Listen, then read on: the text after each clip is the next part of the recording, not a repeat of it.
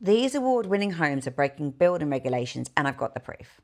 I'm the unfiltered female site manager, and after 8 years in site management roles, I've seen firsthand how quality and safety are being pushed aside for profit. I hope you watch part 1, because now we get to the good stuff, the evidence. If you haven't watched part 1 yet, I strongly recommend going back to that first, because without that context, you won't fully understand the gravity of what I'm about to show you here. Part 1 lays the foundation, part 2 shows how deep the problem goes. I've inspected 29 new build homes across 7 different companies on 13 award-winning sites using Google Maps. And the truth, regulations are being ignored across the board. Damp-proof courses are buried or bridged, air bricks or periscope vents are too low or omitted, possible missing damp-proof courses on some homes, and actually signs of damp on new build homes already. In part 2, I'm also going to share who I believe is responsible for these failings of the regulations. There were 8 regions in England that won awards this year, and I'm going to check what I can and share the findings on follow-up videos. In part 2, I will be sharing my findings from what I'm going to call Region 1. Whilst I agree with shaming, I'm not into naming and shaming. This report is damning enough. These new builds look great on the surface, don't they? But what if I told you the problems are buried just below eye level and they're serious? In this part, I'm going to show you clearly, without question, where the regulations have failed. You'll see the evidence for yourself and understand exactly why this matters to every new build buyer. My favourite detail again from part 1. Are any of these award-winning homes putting the DPC in at the correct height or according to the regulations? Where part C meets part M? This video highlights serious potential damp issues I've found on the award-winning new build homes in Region 1. Out of the 38 award winners, I checked 25 sites on Google Maps. 12 couldn't be assessed because they hadn't been built when Google last assessed the area, and some sites were too far away. Out of the 13 I could fully see, every single one appeared to be breaching Part C regulations, and yet they were still signed off and celebrated with awards. This video highlights 7 major developers, 13 award-winning sites, and 29 homes that do not meet regulations. It's time for transparency. I've based everything in this report on UK building regulations. I don't have the original drawings or specifications, so yes, I may have a few details wrong. I don't believe anyone can snag a home properly without the drawings for that property, but I can still snag building regulations. The one thing I know is right is that compromised DPCs and standard details that have possibly been ignored shouldn't be happening. All of the quality issues fall on site managers alone. Where's the support from the technical teams? Why aren't the building control companies educating better? Why aren't the trades or the designers fixing these issues before it's too late? Why was I pulling this issue in 2017 on my sites and the same pattern has continued into 2025? It's always money first, quality second, and that needs to change.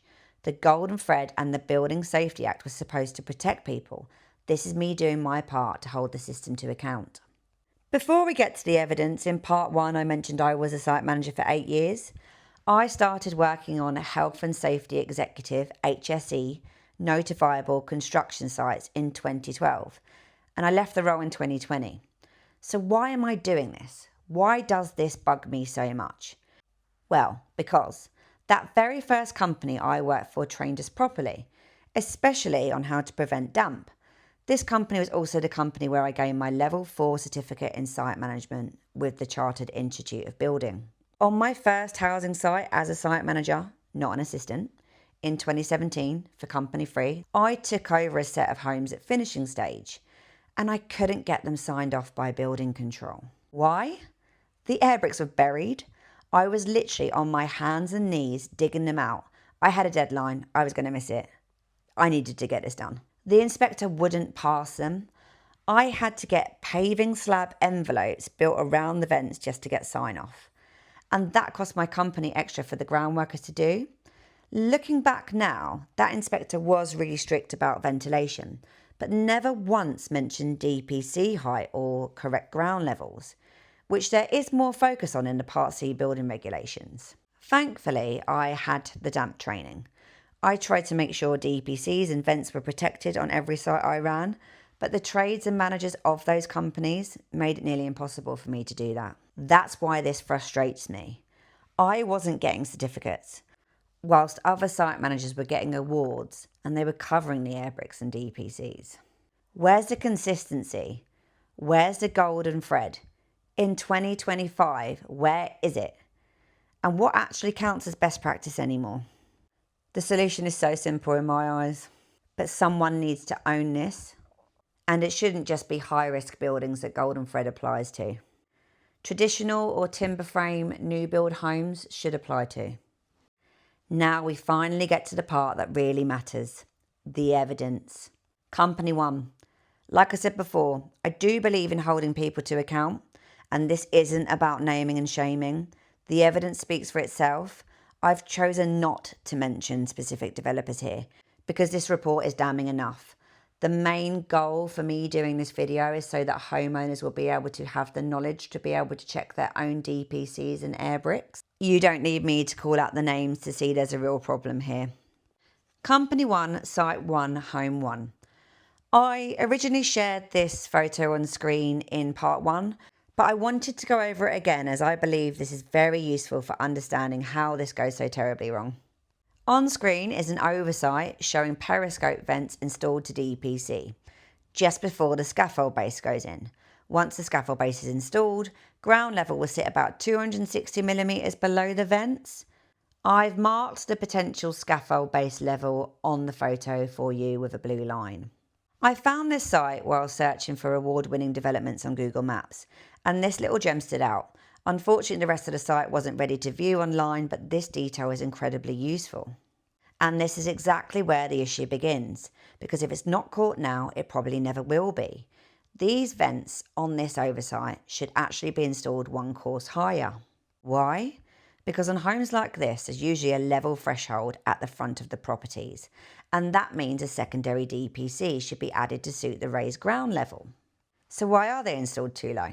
Ground workers are usually instructed to build substructure brickwork up to DPC and install the periscope vents, but I don't think they ever account for the secondary DPC and that they need to build up to both DPCs, not just the first one.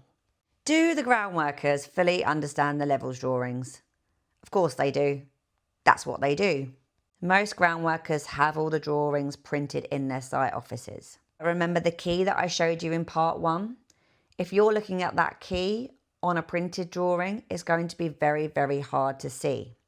If the ground workers are still using printed drawings, then I guess they all really need to go to Specsavers and get some better glasses so they can actually read that key. Or better yet, learn to use a computer so you can blow it up on the screen. I am seeing more sites using secondary DPCs, but the air bricks are still being left too low, and that defeats the purpose.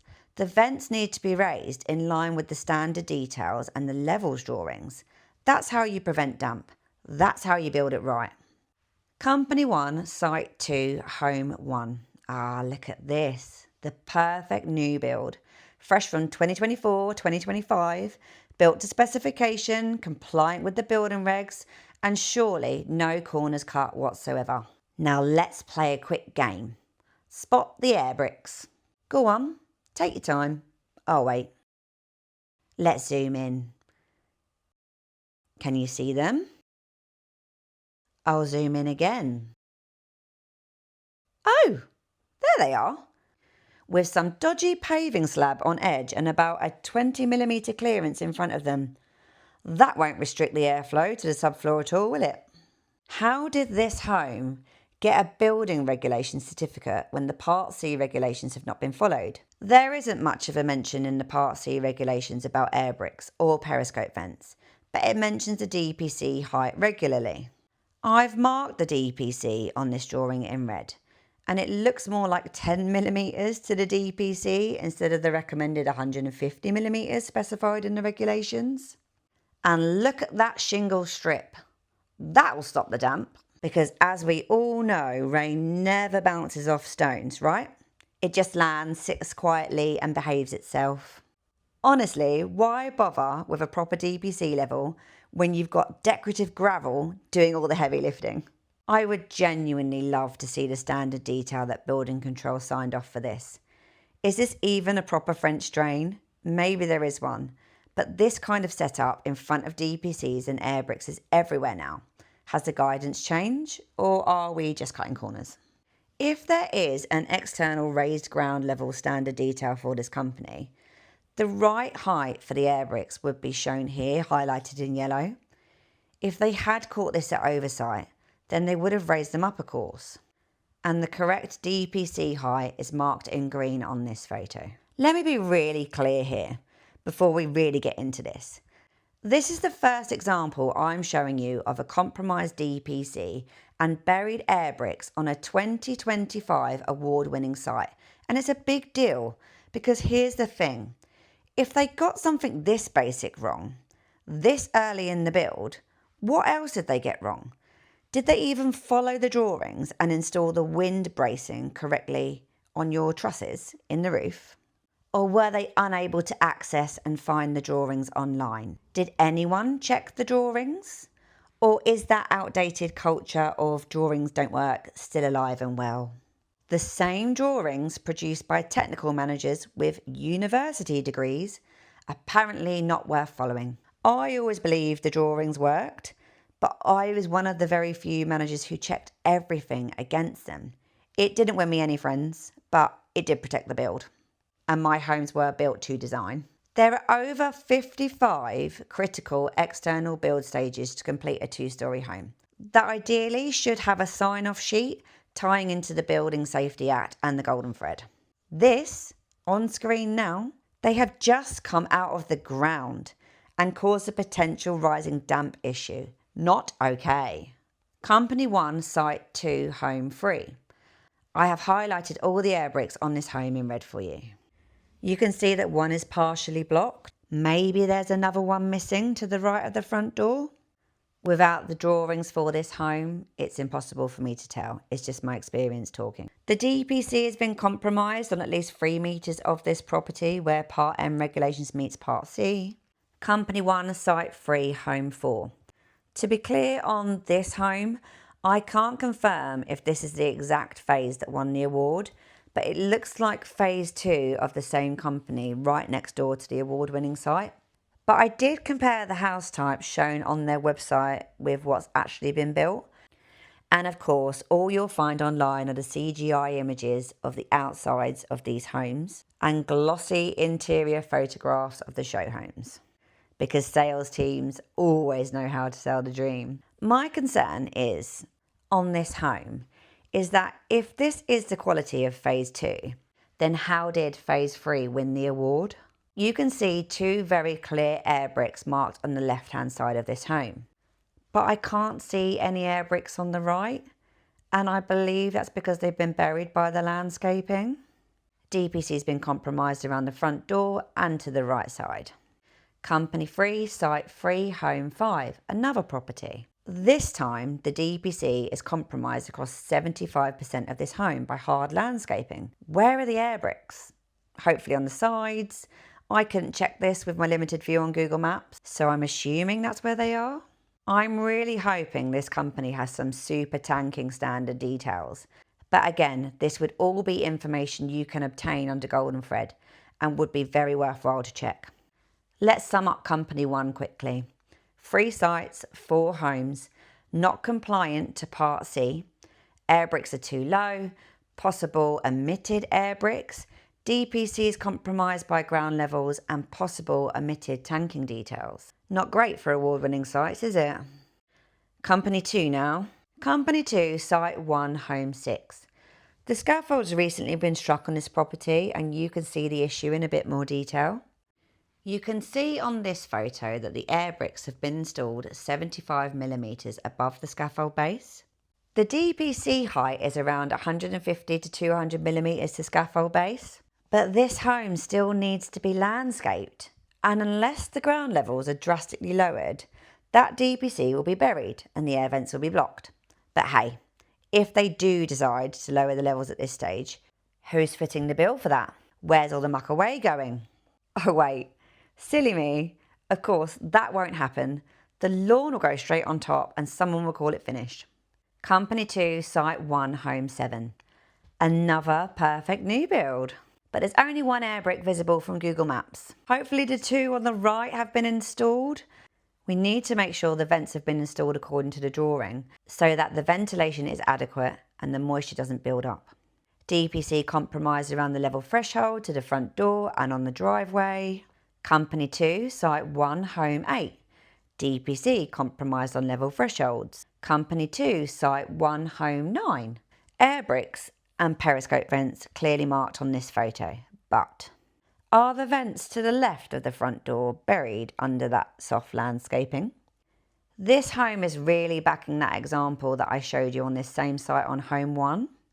Scaffold removed, property landscaped, air bricks buried. Hopefully this company installed a really decent drainage system in that turf. And tanking again. DPC compromised around the level threshold and to the left of the front door on that soft landscaping. Not 150mm above the external finished ground level. Summarising Company 2 now. 1 site, 4 homes, not compliant to Part C. Air bricks are too low, possible omitted air bricks, and DPCs compromised by ground levels. Company 3 now, my favourite. Company 3, Site 1, Home 10. Now I feel really confused. This property doesn't appear to have any air bricks. Is there even a DPC? I really hope I'm wrong with this home.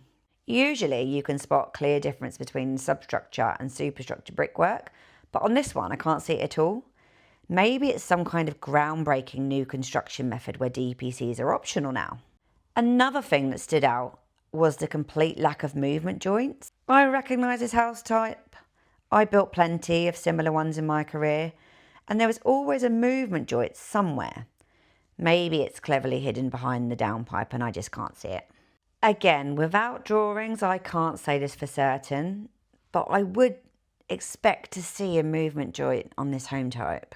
Company 3, Site 1, Home 11. Another property on the same site with no air bricks. None on the front or the side. Company 3, Site 1, Home 12. Another home without air bricks. Oh no, wait, what's that? Oh, air bricks. Well, no, I am confused.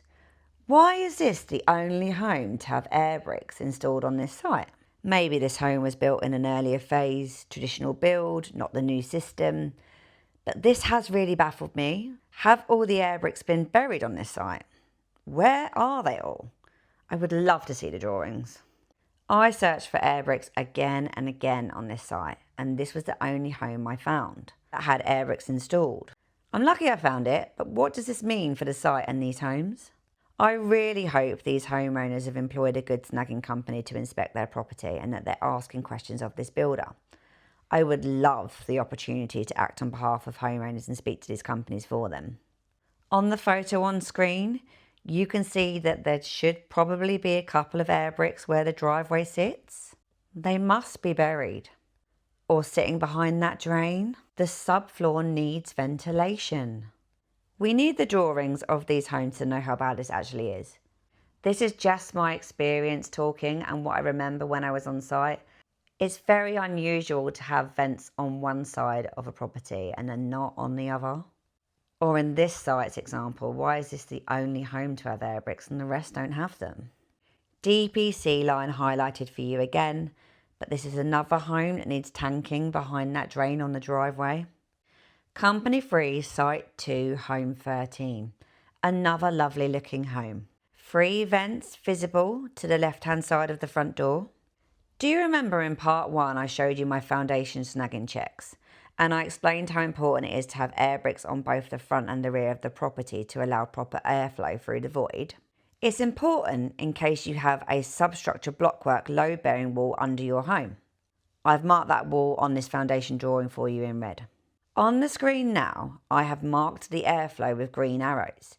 It should go from front to rear or rear to front or side to side. If the vents are missing on one side, the air can't flow and moisture and possible dangerous gases builds up. Now take a look at this home again.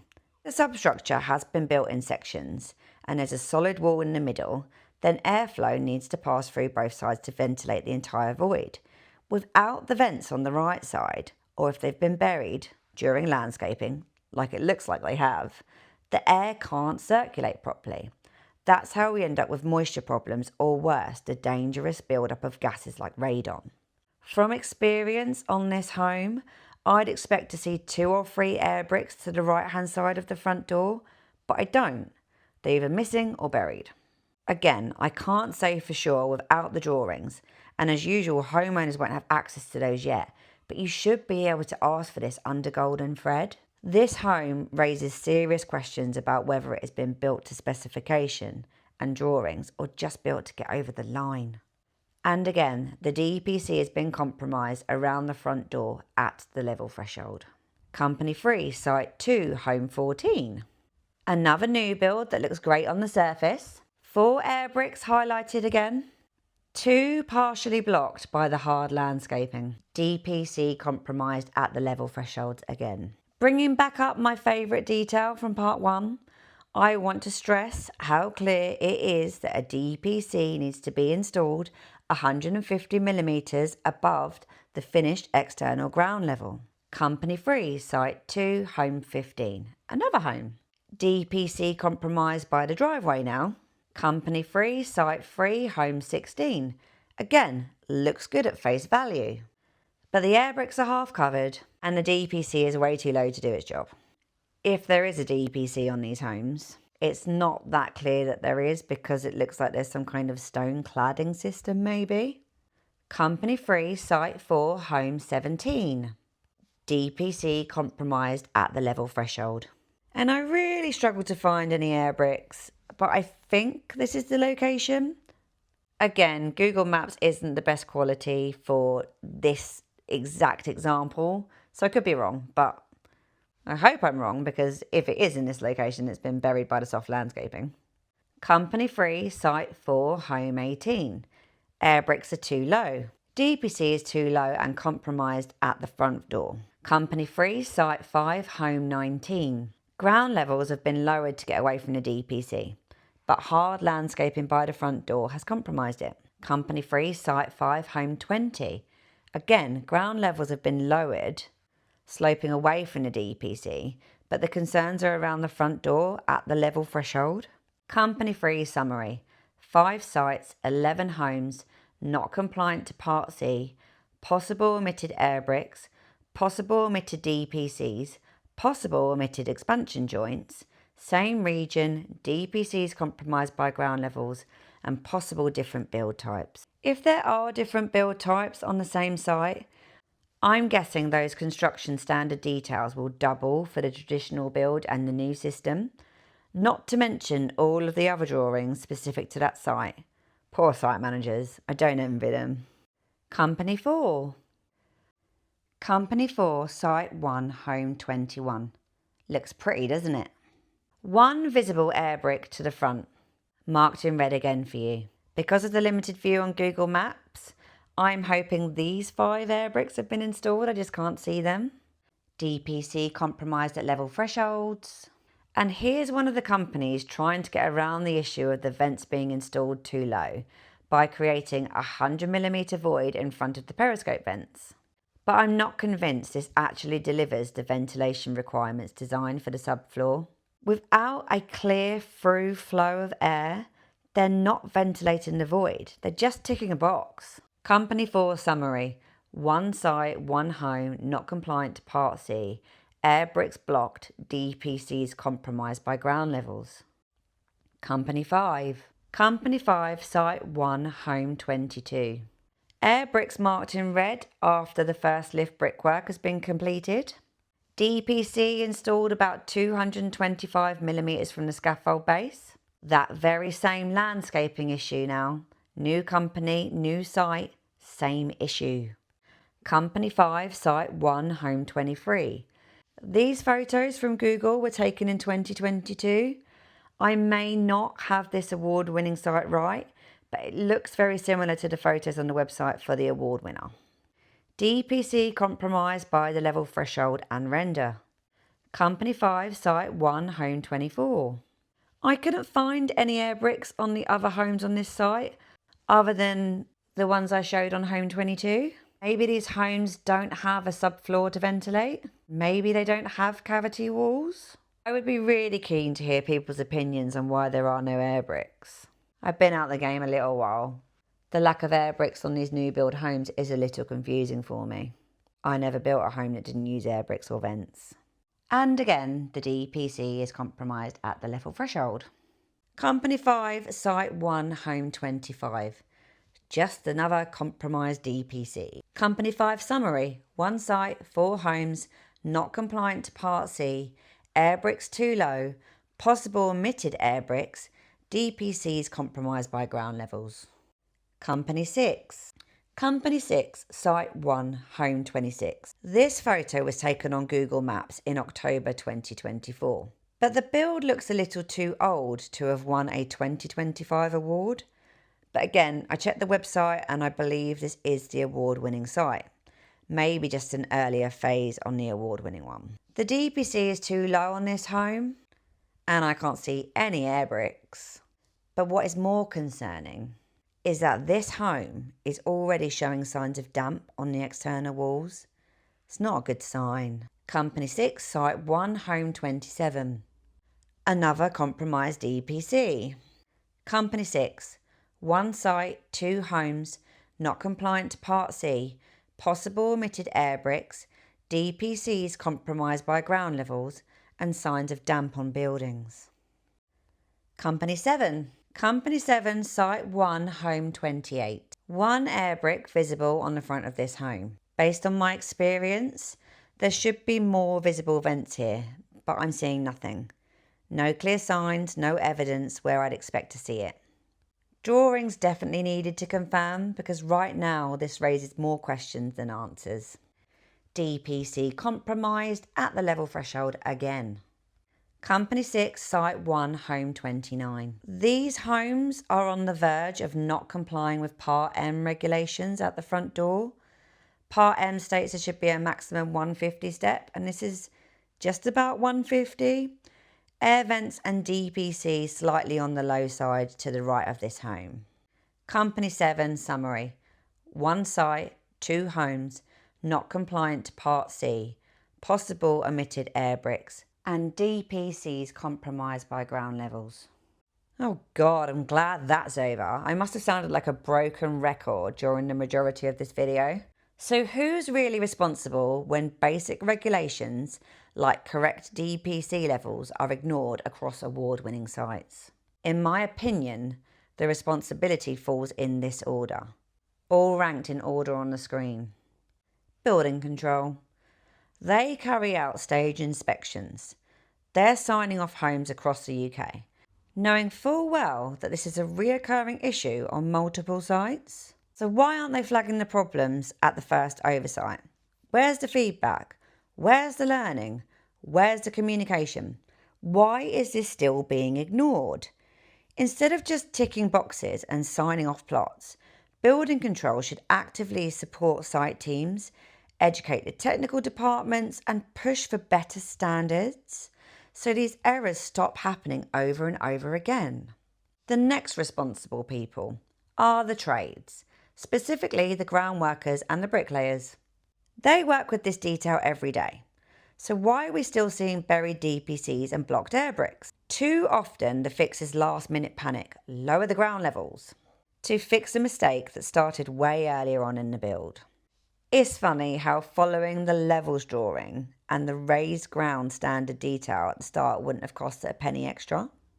But now, suddenly it's an extra to lower the ground or an extra to raise the vents. Maybe some ground workers and brickies are happy to fix the mistakes later, if it means another variation order at the end. Technical managers next. They're meant to ensure that their drawings are built as designed on site. So why aren't they sitting down with the site teams regularly, running through the levels drawings in weekly or monthly meetings, going over the standard details, making sure people know how to find them, making sure that they're named correctly? Where's the process for feedback when a standard detail is clearly missed or ignored? Buried DPCs and blocked vents don't just disappear. Surely building control is flagging these. Surely someone is logging them. So why don't the technical managers speak up? Why do they stay quiet? I know exactly why. To fit in. I once worked on a site where a ground floor blockwork wall on a terrace house was visibly bowing after it had been built. I suggested that we take it down and do it properly. The technical manager looked at me like I'd just suggested setting fire to the budget. Why would we do that? He asked. I don't know. Maybe because it's a structural wall and it's bowing. We didn't rebuild it. They were too busy being mates with the site manager. And looking back now, I think he was a little bit scared to stand his ground, but this was his design, his details that weren't being built to and the walls bowing. Surveyors. They chase the cheapest subcontractor, then somehow expect top-tier quality on site. You can't deliver solid work with Mickey Mouse trades, and when things go wrong, it's the site team that gets blamed, not the surveyors who hired the cheapest crew they could find. They hand over the trade like they've done their bit and then wash their hands of it. They might come to the occasional meeting and go, oh, you must improve. But it's not good enough. Always on the site managers to fix. And it technically isn't the site manager's job to fix the poor trades that have been employed at the start. Construction directors. You know how tough it is out there. You've seen the pressure site managers face every day. So why aren't you demanding better? Better training, better standards, real accountability across teams. This isn't just about one dodgy plot. It's systemic. You should be the ones protecting the integrity of the homes your company stamps its name on. That means enforcing golden thread, mandating proper hold points and quality checks, checking your site teams are using the digital products and signing off work according to the drawings, and backing your site teams when they raise concerns, not brushing them off. Contracts managers, you came up through the ranks, so you know what it's like, how busy site teams are when trades don't show up or when the weather throws everything off schedule. So why aren't you holding proper coordination meetings with the technical, surveying and trade managers while work is ongoing, supporting your site teams effectively? When I flagged this detail, my contracts manager literally told me, just lower the levels at the end like everyone else does. Clearly he knew better. No, he was just intimidating enough that the ground workers didn't ask for the extra that they needed. And in the end, I had to create the variations for the trades to fix someone else's screw up to get the building control sign off. And then there's the site managers. Some are working 60 plus hours a week, juggling paperwork, health and safety, constant firefighting, chasing trades and trying to hit company targets, all while having no printed drawings, barely any digital platform training and zero authority to stop poor workmanship. Many site managers don't even cause the problems they're being blamed for. They inherit them. Turnover in this industry is so high that in my whole career, I only started one site from scratch. The rest, I walked into someone else's mess. Now everything's digital, but most site managers haven't been trained on how to use those systems. They're expected to just know where everything is now online, instantly recognise detail numbers with no descriptions, and navigate unorganised folders under extreme pressure. And when it all goes wrong, it's their head on the block. Not anyone else in the team that I just mentioned, the site manager. It all falls to them and it isn't fair. I really am hoping the Golden Thread and the Building Safety Act will be expanded to new build homes because it needs to be. We need to do better for our new build buyers. If you like this video, please like and subscribe to my channel, The Unfiltered Female Site Manager, so you don't miss what's coming next. The other award-winning regions. What will I find when I investigate the other 7 award-winning regions in the UK? Skill shortage? I want to take a closer look at who's getting promoted and what it really says about the industry's priorities. No cutting zones. I didn't learn about no cutting zones until I was working on my 5th traditional build housing site. How many other site managers haven't been taught about this? Wind bracing and what happens when teams ignore wind loadings and don't build to the structural drawings. Build stages on a traditional built home. There are 100 plus stages for new build traditional homes, and I want to discuss how every single one of those stages should be linking to Golden Thread. Then of course fireproofing. If they're missing basic Part M access rules and Part C, Are they really following the fire safety drawings, making sure your fire socks are in the right place? It's going to be very hard to tell, but it doesn't mean that you shouldn't start asking awkward questions. I'm also running a monthly giveaway on my website, transparencyconstruction.co.uk/monthly giveaway. I'm giving away 2 full property snagging inspections every month, completely free. 1 in person, these will be for South East homes only, and 1 remote video-based UK-wide inspection. If you've bought a new build in the last 2 years, this is your chance to get it properly checked at zero cost by me. Just head to transparencyconstruction.co.uk/monthly giveaway, fill out a quick form, send the photos of videos of your DPC and tell me why you need your home inspected.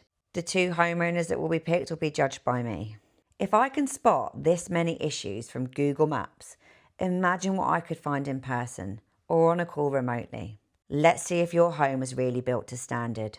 Full terms and conditions apply. See my website for details. Thank you for listening, and don't forget to like the video and subscribe to my channel for part 3 and region 2.